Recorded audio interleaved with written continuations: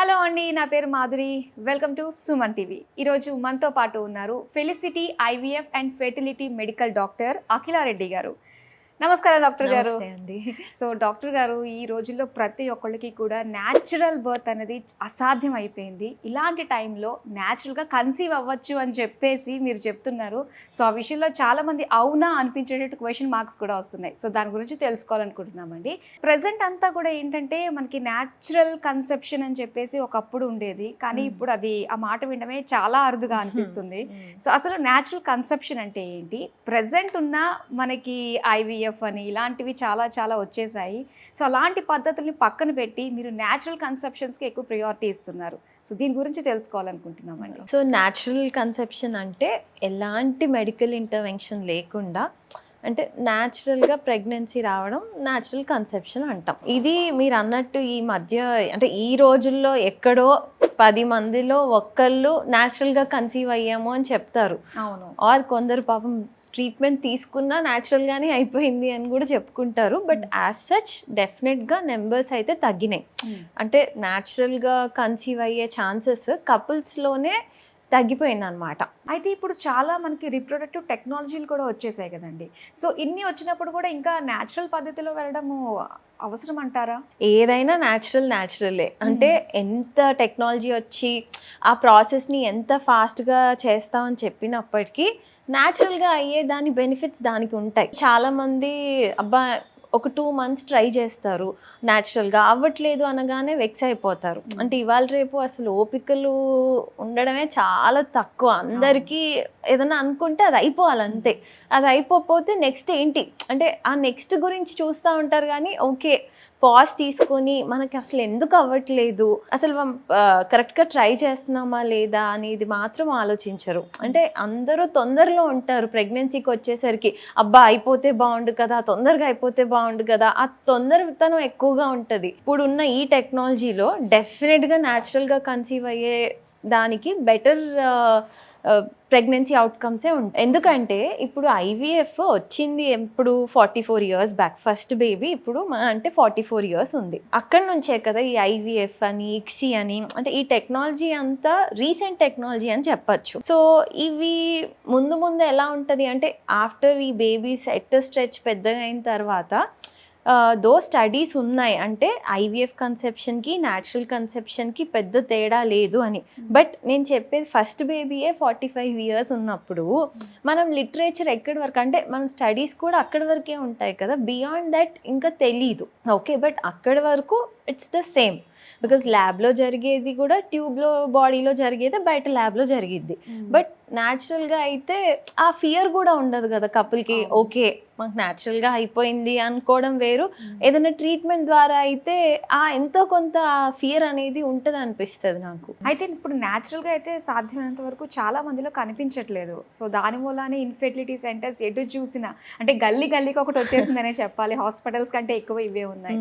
అయితే అసలు ఒక జంట మీ దగ్గరకు వచ్చిన తర్వాత వాళ్ళు ప్రెగ్నెన్సీకి ట్రై చేస్తున్నాం అనుకున్నప్పుడు సో ఫస్ట్ చెక్ చేసేది ఏంటి, వాళ్ళకి ఏమేమి లోటు ఉన్నాయని చెప్పేసి ఫస్ట్ మీరు వాళ్ళకి చెప్తారంటారు? సో అందరూ ఫర్టిలిటీ ఐవీఎఫ్ అని పేరు చూడగానే ఓకే వీళ్ళు ఐవీఎఫే చెప్తారు ఇంకా నాకు అని అనుకునే వాళ్ళు ఉన్నారు. ఇంకొందరు ఇంకా మనకు అవ్వట్లేదు కదా, 3 months ట్రై చేసాం ఆర్ 6 months ట్రై చేసాం అవ్వట్లేదు, ఐవీఎఫ్ సెంటర్కి వెళ్ళి మనమే చెప్దాం ఐవీఎఫ్ చేయించుకుందాం అలా కూడా వచ్చే వాళ్ళు ఉన్నారు. అంటే ఇవాళ రేపు ట్రీట్మెంట్ డాక్టర్ చెప్పేదానికంటే కూడా పేషెంటే ఈ యూట్యూబ్లు చూసో లేకపోతే టూ మచ్ ఆఫ్ ఇన్ఫర్మేషన్ కదా ఎక్కడైనా, ఆర్ పక్కింటి వాళ్ళు ఇలా కన్సీవ్ అయ్యారు అనగానే ఓకే మనం కూడా అలా అయిపోవచ్చు అనుకోవడం. సో వాళ్ళే ఒక ట్రీట్మెంట్ ప్లాన్ పెట్టుకొని వచ్చేస్తారనమాట. సో ఫస్ట్ థింగ్ ఏంటి అంటే డీటెయిల్ హిస్టరీ అయితే తీసుకుంటాం. ఆ తర్వాత ఒకవేళ ఎలాంటి అబ్నార్మాలిటీస్ లేవు వీళ్ళు బాగానే ఉన్నారు అనుకున్నప్పుడు డెఫినెట్గా మేమైతే న్యాచురల్ కన్సెప్షన్కి ఇంపార్టెన్స్ అయితే ఇస్తాం. నేను వెనక్కి పంపించే పేషెంట్స్ కూడా చాలా మంది ఉంటారు, వెళ్ళండి అంటే ట్రై చేయండి తర్వాత యూ కమ్ బ్యాక్ అవ్వట్లేదు అనుకుంటే అని. ఇంట్లో ప్రెషర్కి వస్తారు చాలా మంది.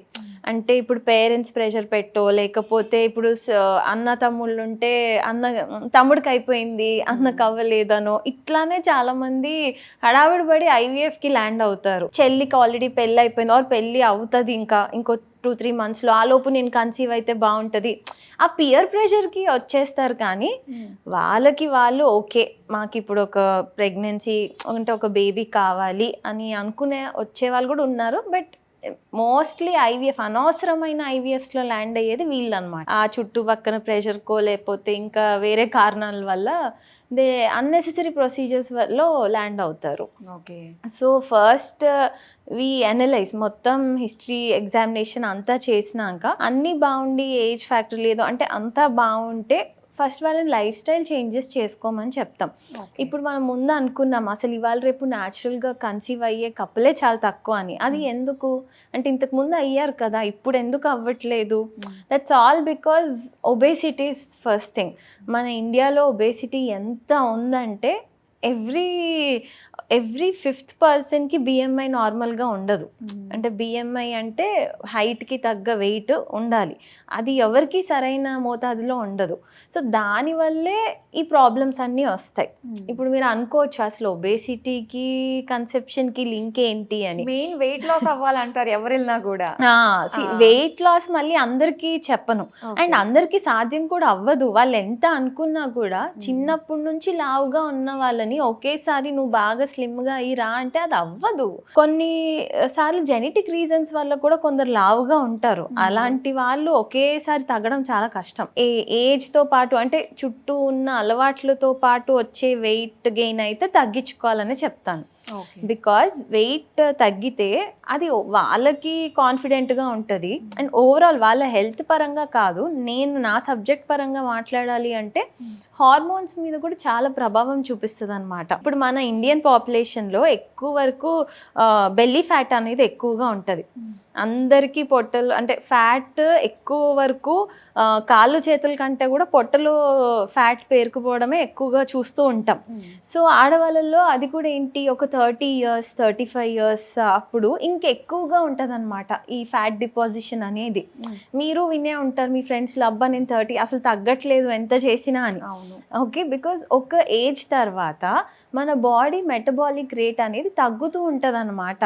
ఇప్పుడు మీరు యంగ్గా ఉన్నప్పుడు ఒకలాగా ఉంటుంది, ఎంత తిన్నా కొంచెం నడిస్తే కొంచెం ఫ్రీగా అవుతారు, తగ్గిపోతారు. బట్ ఒక ఏజ్కి వచ్చిన తర్వాత అంత తగ్గాలి అంటే ఇంకొంచెం ఎక్కువ ఎఫర్ట్ పెట్టాల్సి వస్తుంది.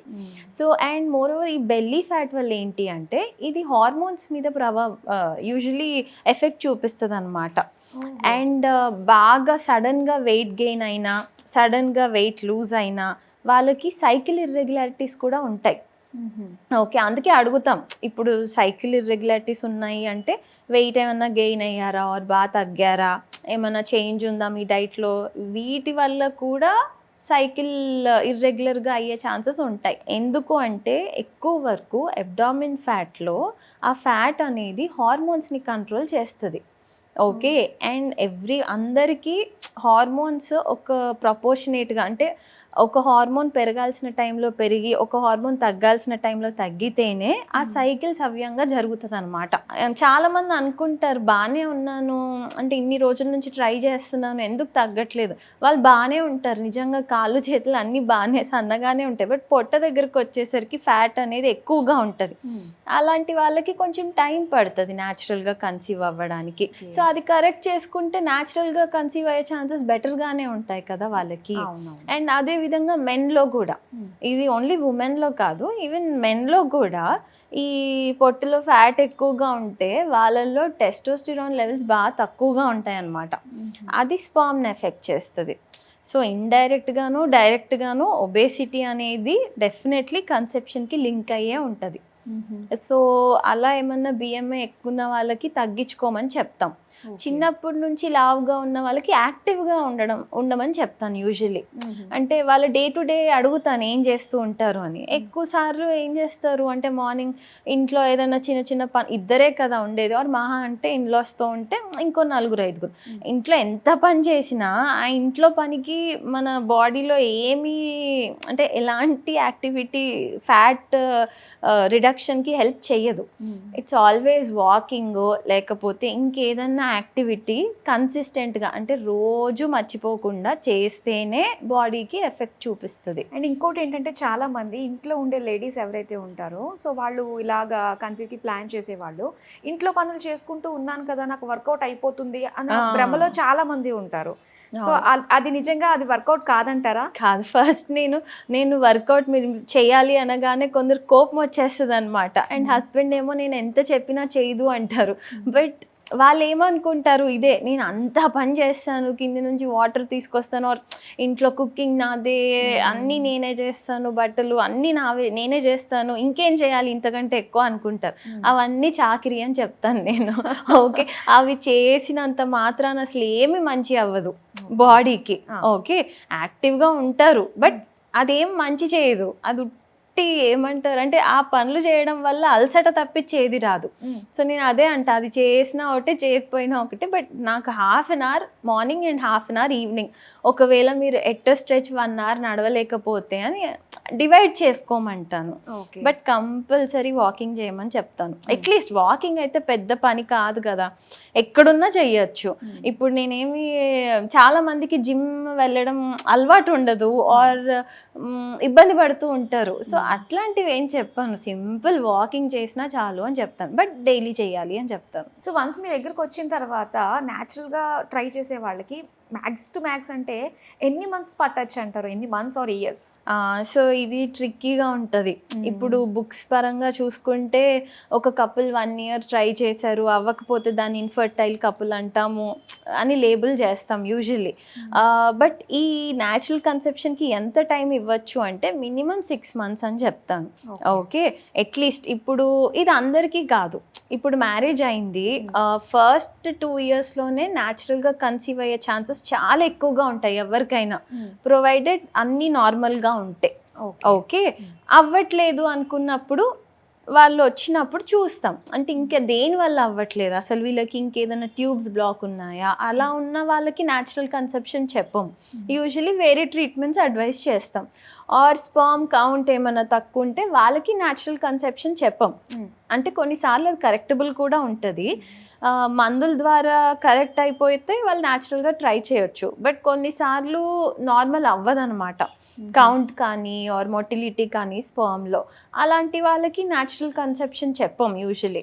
సో ఎవరికి న్యాచురల్ కన్సెప్షన్ చెప్తాము అంటే ట్యూబ్స్ ఓపెన్ ఉండి అకౌంట్ ఎంతైనా ఉండనివ్వండి. చాలామంది అనుకుంటారు తక్కువ అకౌంట్ ఉంది నాకు న్యాచురల్గా అసలు అవ్వరు అని. అలా ఏం ఉండదు. అంటే అది ఒక టైం ఫ్రేమ్ అనేది పెట్టుకోవాలి. ఓకే, సో వాళ్ళ అకౌంట్ని బట్టి ట్యూబ్ స్టేటస్ ఓపెన్ ఉండి స్పర్మ్ నార్మల్గా ఉంది అనుకుంటే అండ్ యుట్రస్ బాగుంది, ఎలాంటి ఫైబ్రాయిడ్స్ లేకపోతే ఇంకా వేరే న్యాచురల్గా ప్రెగ్నెన్సీ రావడానికి ఇబ్బందికరంగా లేని స్కాన్ ఫైండింగ్స్ అన్నీ బాగుంటే న్యాచురల్గా ట్రై చేయమని చెప్పేస్తాం. ఒక 3 to 4 months అయినా ఆ టైం ఇస్తాం వాళ్ళకి. ఓకే, అప్పుడు అవ్వట్లేదంటే then we take over medicines పెట్టి అట్లా. చాలా మంది ఫర్టిలిటీ సెంటర్ రావడానికే భయపడతారు, కొందరేమో కావాలని వెళ్తారు, అంటే మాకేదో ఒకటి అయిపోతుంది కదా అని ఇమీడియట్ రిజల్ట్ కోసం. బట్ అది రాదు. అందరికీ వచ్చిన 1 monthకే కన్ఫర్మ్ అయ్యే వాళ్ళు చాలా తక్కువ మంది ఉంటారు. అంటే ఇప్పుడు న్యాచురల్ కన్సెప్షన్లో కూడా ఒక 100 మంది న్యాచురల్గా ట్రై చేస్తున్నారు ఒక 1 monthలో, అంటే అందులో 5 to 10% కన్సీవ్ అవుతారు న్యాచురల్గా. ఓకే, మిగిలిన 90 మంది మళ్ళీ ఆ నెక్స్ట్ మంత్లోనూ అట్లా ఉంటుంది. న్యాచురల్ కన్సెప్షన్ రేట్ కూడా 100% కాదు. Okay, same with treatments. ఎంత ట్రీట్మెంట్ చేసినా కూడా ఈ ట్రీట్మెంట్స్లో కూడా కొన్ని విషయాలు న్యాచురల్గా జరిగిపోవాలి. ఓకే, అవి డాక్టర్ చేతిలో కూడా ఉండవు. సో ఈ ట్రీట్మెంట్స్ చేయించుకున్న వాళ్ళకి కూడా 100% అనేది ఉండదు. ఇప్పుడు మేము IUIకి చెప్పాలంటే స్టాటిస్టిక్స్ 10 to 15% అని చెప్తాను సక్సెస్ రేట్. ఓకే, అదే IVFకి ఓవరాల్ సైకిల్ చేయించుకుంటే 75 అని చెప్తాం. బట్ ఒక్క ఎంబ్రియోకి success rate is only 15%. So అది తెలీదు. చాలా మంది 80% కదా అయిపోతుంది అనుకుంటారు, బట్ ఇట్స్ నాట్ 80 ఆల్వేస్.